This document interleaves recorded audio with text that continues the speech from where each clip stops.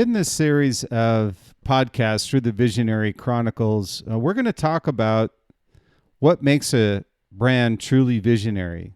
Is it product? Is it innovation, culture, marketing?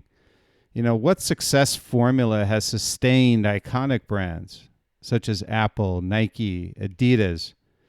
Allowed them to maintain their vision and brand ethos for generations. In the Visionary brand, we'll explore what's at the core of these generational brands and how one becomes visionary, along with discussing foundational principles needed to achieve visionary status, defining the origins around creating this masterpiece and why having all these attributes is so elusive for these brands.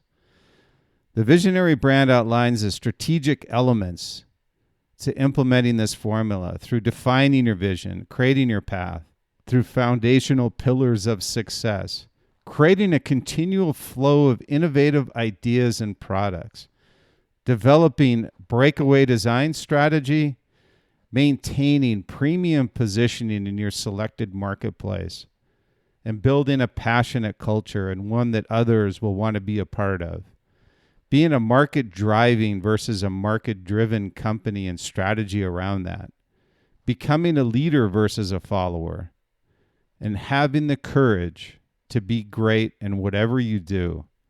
With this book, you'll learn how to take your brand to the next level by defining your vision, foundational principles, and building a continual flow of innovations through a breakaway product strategy, maintaining premium positioning, and creating a passionate culture embraced by your brand and your community.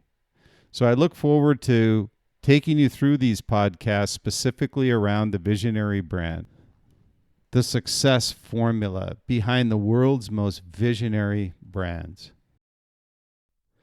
Today in the Visionary Chronicles, we're going to extend our conversation on the Visionary brand book. The elements of a successful formula will be the next thing that we'll talk about. So this is content from the Visionary brand, the success formula behind the world's most visionary brands. So that is available across all global retailers, and we've been fortunate, as I'd mentioned before, that Amazon considered us a bestseller 3 weeks out of the gate. So very proud to have that status.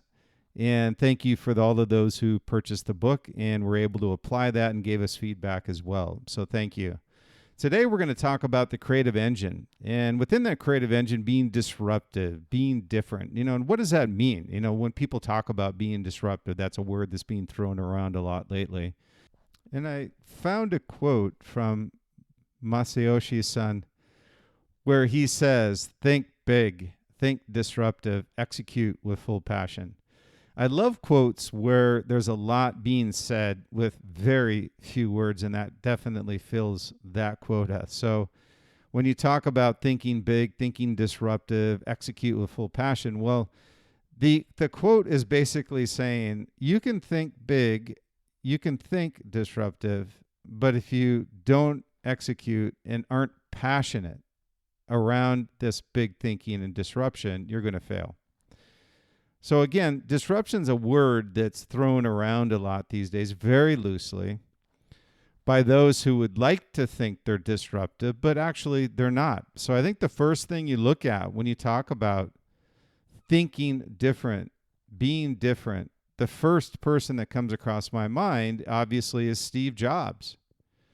And Steve was the one that did the Think Different campaign and brought Apple back to prominence, to being the most valuable company on the planet from bankruptcy, which is amazing when you think about it. So when you think of disruption, it should be something that's mentioned with very few, if any, companies, and it's an earned right and one that is earned over decades, if not generations. So when you look at disruption, what does it mean?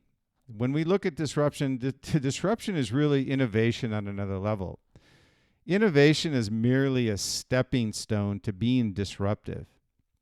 And the intention behind Steve's positioning, where he said think different, was you need to think different. You need to have different people. You need to have a different culture. You need to have a different mindset. You need to not worry about competition. You need to worry about yourself and out innovate yourself. Be disruptive by design. Have it be part of your culture, not part of a talking point on a PowerPoint presentation. So it's extremely important that you understand that disruption, what it is and what you're saying and what you define disruption as. And with Liquid Mind, this is one thing that we put up on the board, and we ask people, what is disruption? What do you classify disruption as? What's your definition of achieving a disruptive technology, a disruptive service? And 99% of the time, it's an incremental improvement to a current product, and or it's just innovation, which is great. You know, it takes a company from one point to another point. But when we're talking about disruption, we're talking about inventing something that doesn't exist, a service that doesn't exist yet is needed by those that don't know that they need it yet. And when you look at that, the iPod was, and I talk about this quite frequently, but I just think it's just such a case study in what we call disruption, disrupting a channel, reinventing a channel, and spinning it on its head without people knowing about it. So disruptions move a brand in a new direction. They create a market that did not exist or rebuilding something that's broke. And when we talk about the iPad, yeah, people think of the product itself, but Steve was thinking bigger in this case, as we've talked about. He was looking at something that was broken, the music industry, having to go to a store, buy an LP, a vinyl, which now is very ancient, but people still love it from a legacy standpoint. But he knew that that channel and the distribution itself was broken, so he wanted to fix it. And so he had inspiration actually from it. And there's another interesting story that comes off of this. The Sony Walkman was Steve's inspiration for building the iPod. He liked the fact that they had freedom. You could put music in your pocket, but he didn't like how it was distributed, where you still had to go to a store. You had to buy a cassette. You had to put it in the player. He wanted to have the freedom of not only being able to listen to music wherever you wanted, but the freedom also to buy what you want. You know, this is the time when you had to buy an album, you had to buy 10 songs. You know, you didn't have the freedom if there was 9 out of 10 songs, which many of us have dealt with on an album.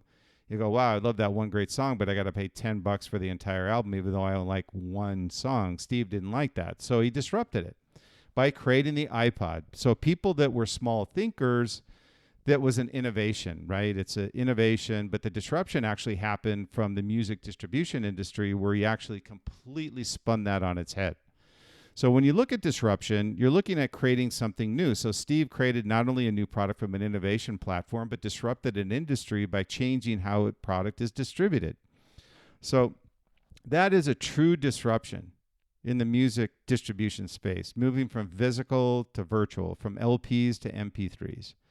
So the product and the manner of distribution completely disrupted the music industry itself, forcing record labels to adapt or die. And that's essentially what happened in many instances.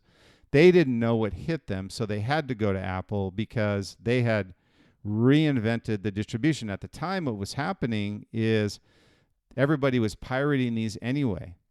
So Steve was solving a problem, but also disrupting at the same time and building revenue and a new model for how the record industry was going to sell product. So this is, again, a very revolutionary distribution. And it's very rare but necessary to reinvigorate a failing industry. The physical to MP3s was this complete change in the distribution of the music industry. So these disruptors are also thinking differently. You know, sometimes Steve had mentioned you classify them as the crazy ones. When they talk about it, they can see the future, and people go, wow, how can you see the future? You don't know what you're talking about, and people will classify them many times, interestingly enough, as crazy ones, Einsteins of the world. The Einsteins, the Rockefellers, the Edisons of the world, the crazy ones, the people that can see the future. So whether in music, art, flight, or any products, each have set a standard willing to take risk no one else was willing to take. And that's part of that equation, right? Is that innovation, you have to certainly take a risk, but you go on another scale and another level when you're talking about disruption, because you're talking about reinventing and or creating something new that's not been done before. So you don't know what that future looks like. So to have a visionary at the helm and a leader of a company and a brand that can take you to that destination and knows how to go along that path and journey to achieve success is extremely rare. So risk is part of their DNA, part of their bloodline. And being in their thinking is how they can realize the future. Edison, Einstein, Tesla, Rockefeller, Carnegie, each created or reinvented an industry, and today are the ones who made the future we live in. They constantly ask the question, why? Why do we have to do it this way? How can we do it differently? The why, who, what, when, wheres of the world. How they ask those questions that nobody else was asking. So without these generational disruptors, we may be at the mercy of those who have no insight into our future whatsoever. In one such individual, and I have it in the book, The Visionary Brand, as a case study of people that have no vision and actually compress disruption in the industry. It was Charles, I believe his last name was Duell. I'm going to say Duell. He was at the time the commissioner of the Patent and Trademark Office, who pronounced at the time that everything that can be invented has been invented. And that may have been fine in 2010, 2000, sometime generation beyond when we had horse and carriage. But this is a quote from 1899. So can you imagine everything we would have missed out on? If people would have actually listened to this individual, we would still be riding through a horse and carriage. So now that's facetious, but what I'm getting at is that you need to think different in order to be disruptive. And so when you look at these disruptors, if they'd have taken that to heart, we would be in a completely different environment. So here's to the crazy ones, what Steve called the square pegs and the round holes. For without them, we would be living in a much different world than we're in today. So when you look at disruption, this is a word to be used when something truly revolutionary happens or impacts our daily lives. There's few in number, but their impact is felt more and more each day. For without them, our world would still be riding horses and strictly living off the land. So here's to the crazy ones. Think different, be different, and you will be disruptive in your industry, and a successful long-term generational change will be made and impacted in other people's lives. Want to thank you for joining us on the Visionary Chronicles podcast today. Really appreciate your time.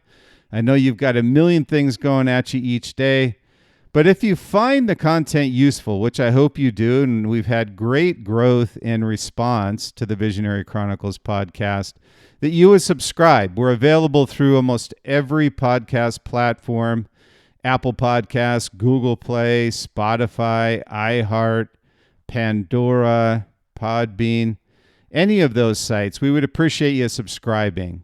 And as part of that subscription, you'll also receive exclusive content. And we also have premium service as well as a newsletter that we send out to those who are our subscribers. So again, thank you for your time. We look forward to providing some additional great content on the next episode of the Visionary Chronicles podcast.